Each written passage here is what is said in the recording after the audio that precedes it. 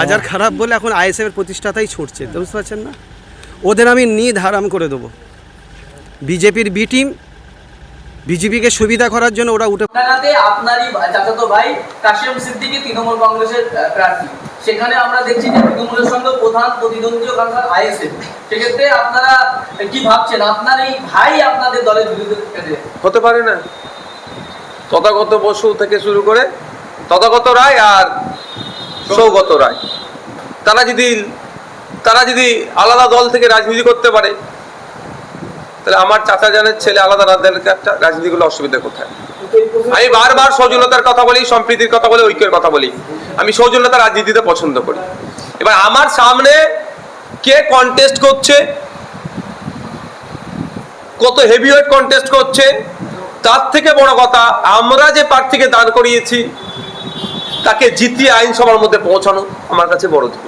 সুতরাং আমার সামনে যদি রফিকার রহমান থাকে, যেভাবে আমি সৌজন্যতার দিয়ে বিরোধিতা করি, যে বিরোধিতা করবো, রাজনৈতিক বিরোধিতা করব, তো আমার সামনে যদি আমার বাড়ির কোনো এক পীরজাদা থাকে, নিশ্চিতভাবে আপনারা দেখবেন সৌজন্যতা দেখিয়ে রাজনৈতিকভাবে যে বিরোধিতা করা যায় ততটুকুই করব। জ্বলন্ত প্রমাণ এই না, ইতিপূর্বে এই ধরনের ঘটনা ঘটিয়েছে। আমাদের কর্মীদের বাড়ির অদূরেই বোমা রেখে আমাদের কর্মীদের ফাঁসানোর অপচেষ্টা চালানো হয়েছে। এখন নিজের ঘোড়া গর্তে নিজেই ডুবেছে। এই বোমগুলো বিধানসভা নির্বাচনে আইএসএফ তথা গণতন্ত্রের বিরুদ্ধে ব্যবহার করতে চেয়ে তৈরি করা হচ্ছিল। ওই অঞ্চলের নেতা ওহিদুল ইসলাম সাহেব, তৃণমূল কংগ্রেসের শওকাত মোল্লা সাহেবের একান্ত ঘনিষ্ঠ, তার নেতৃত্বে এই বোমা বাঁধার কাজ চলছিল। ওখানে পুলিশ প্রশাসন পৌঁছেছে। আমরা দেখব যদি ঠিকঠাক ব্যবস্থা গ্রহণ না করে তাহলে পরবর্তী পদক্ষেপ ভাঙড়ের সাধারণ মানুষকে নিয়ে করব। আমরা নতুন করে আর ভাঙড়ে হিংসা চাইছি না, ভাঙড়ের মানুষ খুন হোক এটা আমরা চাইছি না, ভাঙড় সহ রাজ্যে শান্তি ফিরে আসুক এটা চাইবো। কারণ এটা এক্সপ্লোজিভ ব্যবহার করা আছে, কি ভয়ঙ্কর বোমাটা বাঁধছিল এটা আমরা অবাক হয়ে যাচ্ছি। যে আমরা খবর যতটুকু পাচ্ছি একাধিক মানুষ মারা গিয়েছে তৃণমূল কংগ্রেসের এই ওহিদুল ইসলামের নেতৃত্বে যে বোম তৈরি করা হচ্ছিল। এখন এলাকাটাকে ঘিরে রেখেছে, সেই অর্থে মানুষকে প্রবেশ করতে দিচ্ছে না এবং লাস্টেও নাকি গায়েব করে দিয়েছে, ওখান থেকে সরিয়ে দিয়েছে, এ অভিযোগ পাচ্ছি। এটা তদন্তের সাপেক্ষ।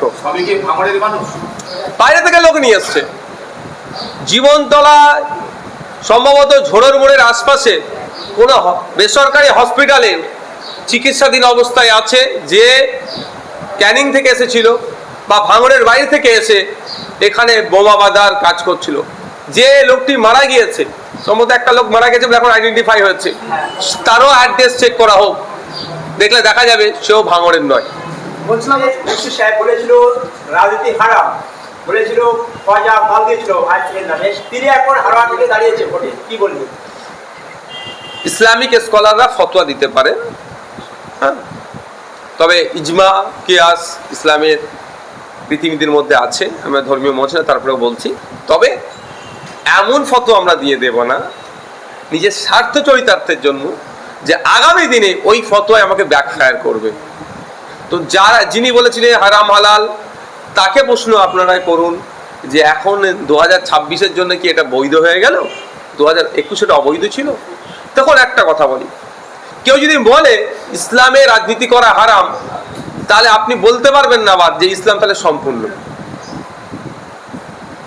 এদিকে আপনি মুফতি সাহেব বলছেন সম্পূর্ণ লাইফে জীবনযাপনের নামটা হচ্ছে ইসলাম, বা বিভিন্নভাবে ব্যাখ্যা দিচ্ছে। এবার ইসলামের মধ্যে সব কিছুই আছে।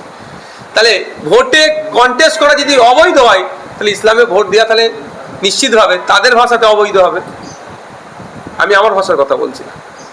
ব্যাপারটা হচ্ছে সবটা কন্ট্রোল করছে পলিটিক্স। আর আপনি পলিটিক্স থেকে যদি দূরে চলে যান, পলিটিক্স থেকে যদি পালিয়ে বেড়ান, তাহলে প্রতিদিন দেখবেন কখনো দলিতের উপর আক্রমণ হচ্ছে, কখনো আদিবাসীর উপর আক্রমণ হচ্ছে, কখনো এতেকাফে ছিল মসজিদ সমেত আগুন জ্বালিয়ে মসজিদ সমেত ওই মানুষকে মারিয়ে দেওয়ার চেষ্টা হচ্ছে। আবার কখনো দেখবেন উত্তরপ্রদেশে গঙ্গাবক্ষে ইফতার করছিল, শুধু মুসলিম ধর্ম হওয়ার কারণে তাদেরকে পুলিশ ডিটেন করছে বা গ্রেফতার করছে। তাহলে পলিটিক্সের যদি পাওয়ার আপনার হাতে থাকে, না দলিতের উপর আগুন তুলতে পারবে, না আদিবাসীর উপর আগুন তুলতে পারবে, না মুসলমানের উপর আগুন তুলতে পারবে, না বঞ্চিত সমাজ তার অধিকারের জন্য কথা বললে তাদের উপরে আক্রমণ করবে। তাই আমি এটাই এই মুফতি সাহেবকে আমি ওয়েলকাম করছি, আরো যারা আছেন তাদের প্রত্যেককে ওয়েলকাম করছি। আসুন পলিটিক্সে, আমরা চাই শিক্ষিত মানুষজন পলিটিক্সে আসুক, এটাকে কন্ট্রোল করুন। রাজনীতির কম্পিটিশন হোক, কে কত ভালো সমাজকে দিতে পারবে তার কম্পিটিশন হোক। বলছি ইন্ডিয়ান সেকুলার ফ্রন্ট আত্মপ্রকাশ করে দুটো নির্বাচন হয়েছে, লোকসভা এবং পঞ্চায়েত। সেই লোকসভা এবং পঞ্চায়েতে দেখেছি বিভিন্ন নেতারা এসেছে, যেমন আজকে আরাগুলের লোকসভা যারা ছিল তারা দেখতে পাচ্ছি না। সেরকম তো কিছু হবে না যে আরাগুল ইসলাম আমাদের এলো, ওটা এমএলএ হতে পারলো না, তারপরে আবার তিনি গায়েব হয়ে গেলেন। দারুণ প্রশ্ন করেছে। 6 মাস পরে করবেন তাহলে এটা, না 1 বছর, কতদিন টাইম নেবে? প্রশ্ন দারুণ করেছে। 6 মাস বা 1 বছর পর আবার এটা করবে।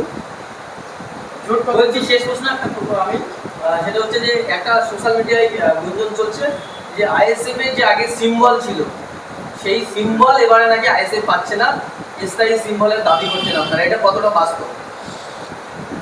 আমরা রেজিস্টার্ড পার্টি বাট আনরিকগনাইজ পার্টিকে ফ্রি সিম্বল থেকে সুযোগ দেওয়া হয়। আপনারা নিশ্চিতভাবে থাকবেন পার্টির প্রতিষ্ঠাতা ফিরজাদা আব্বাস সিদ্দিকী, পার্টির একটা গঠনতন্ত্র আছে, পার্টির একটা নির্দিষ্ট ক্রাইটেরিয়ার মধ্যে দিয়ে চলে। আমি আপনাদের জোর গলায় বলছি, ইন্ডিয়ান সেকুলার ফ্রন্ট এইবারে নির্বাচন করছে খাম চিহ্নকে সামনে রেখে। আমাদের প্রতীকটা আমাদের ইভিএম মেশিনে যে সুইচটা টিপবেন সেটা হচ্ছে খাম চিহ্ন। তা আপনাদের মাধ্যম দিয়ে জনসাধারণের কাছে আমি বার্তা দিচ্ছি, যেখানে যেখানে খাম চিহ্ন দেখবেন, আইএসএফ এর খাম চিহ্ন দেখবেন, আপনারা সেখানে দেবেন। নিশ্চিতভাবে যারা সোশ্যাল মিডিয়ায় এটাকে হচ্ছে আইএসএফ সম্পর্কে স্পিডকে ব্রেক করার জন্য মিথ্যাচার করছে, ওই মিথ্যাচারে কেউ পা দেবেন না। আমরা কি বলে আপনার যে অ্যাপ্লিকেশন করব, সাবমিশন করব আমাদের প্রার্থীর মনোনয়ন, সেখানে আমরা দেখবেন আমরা খাম চিহ্ন আছে। আমরা কায়দার আহমেদ এবং আরাবুল ইসলাম আপনাদের দলে আসতে চাইছে এবং সকাল মোল্লা তো বলছে আপনার বিরুদ্ধে, আপনি বলছেন দাঁড়াতে চাইছে না, তাহলে তো কারণ আপনার লড়াই সহজ হয়ে গেল কিনা? দেখুন, আমি একটা কথা বলি, আমি প্লেয়ার ছিলাম, ভলিবল খেলেছি, টুর্নামেন্ট যখন খেলতে যেতাম, যত ভালো টিমই নিয়ে যেতাম বা মোটামুটি টিম নিয়ে গেল, সামনেওয়ালাকে আমি ফাইনালে উঠবো কি করে সবসময় চেষ্টা করতাম দুর্বল টিমের সাথে খেলে বেরিয়ে যাবো, স্বাভাবিক ব্যাপার। পরবর্তীতে যাবো, যখন ঘোষণা করা হবে আপনাদেরকে জানাবো। আমরা নিশ্চিতভাবে এখনো যখন ঘোষণা করিনি, চূড়ান্ত বলবো না, তবে অনেকটা এগিয়ে গিয়েছি। বলছি, বাংলা একটা প্রবাদ আছে, শত্রু শত্রু আমার মিত্র। এই যে আরাবুল ইসলাম এককালীন শওকত মোল্লা জানাচ্ছেন আজকে যে আইএসএফে যোগদান করলেন, তবে কি এখানে একটা নতুন শওকত মোল্লার বিরুদ্ধে আপনি আইএসএফ পক্ষ থেকে